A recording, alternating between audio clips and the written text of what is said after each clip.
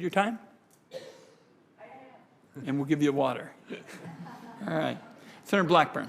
Thank you, Mr. Chairman, and thank you all for being here today. And I want to return to this issue of patient steering.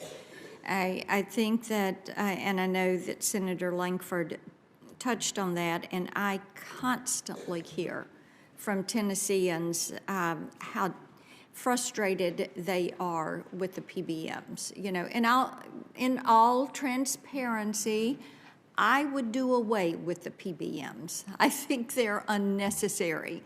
And when patients are being steered, when patients are not able to reap the benefit of that reduced price, and they continue to pay higher prices, it is something that is very difficult. And I had looked at the Ohio suit. I think, Mr. Levitt, your testimony had referenced that. And I know their Kroger's chief medical officer lives in Nashville. And, you know, when they can't turn a profit and they muddy up the process the PBMs have muddied the process and they're pushing that business offshore. I think that it is difficult. I do, Mr. Levitt, let me come to you on that. Let's talk for a little bit on what this does to Medicare and Medicaid when you have this steering that is going on, because you have people in rural Tennessee that this is happening and then they have no access. So I'd love to hear just a touch from you on that. Time's limited. Under Medicare Part D, there is a federal any willing provider law That's my next question. So let's go ahead and hit that, because, you know, we have any willing provider in Tennessee, which limits the PBMs. And so should we just blanket that federally? Yes, it is good federal law. In Tennessee, you've actually passed one of the strongest state any willing provider laws in the country, which is phenomenal for practices and pharmacies in your state.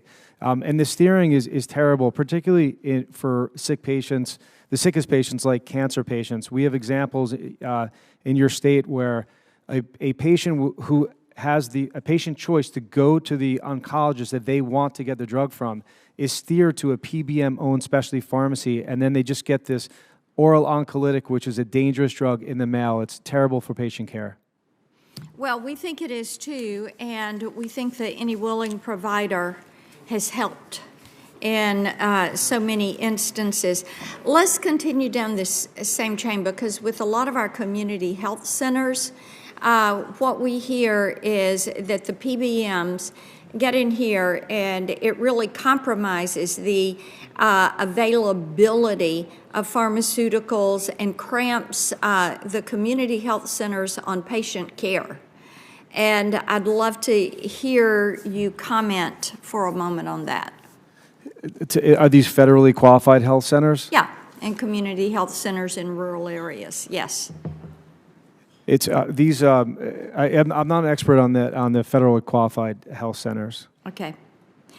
Well, with our community health centers in rural areas, anybody else want to weigh in on that? Because go ahead, Ms. Feldman. Sure. I'd just like to talk about what's happening with the community pharmacies.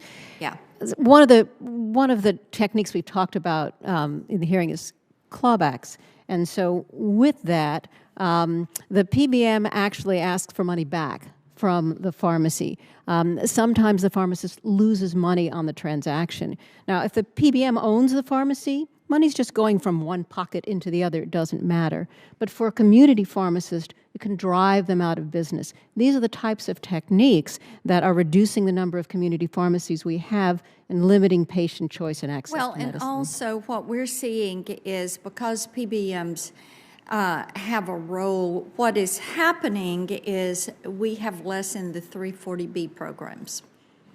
And that is something that when you've got 230 community health centers in your state, and you have the PBMs stepping in, and it hurts the 340B programs that they have, because basically you're taking those savings away.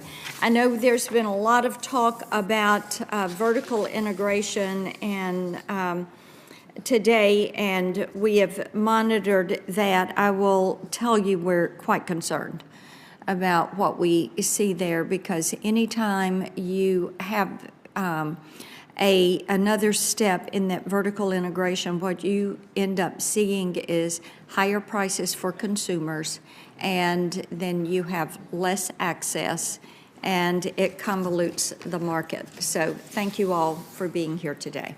Thank you, Mr. Chairman. All right. I understand that Senator Johnson is either on his way or he would like to hold us to hold for him. All right. Johnson staff here? Is that the desire of the senator? Okay. Well, then I'll kind of jump the wrap up.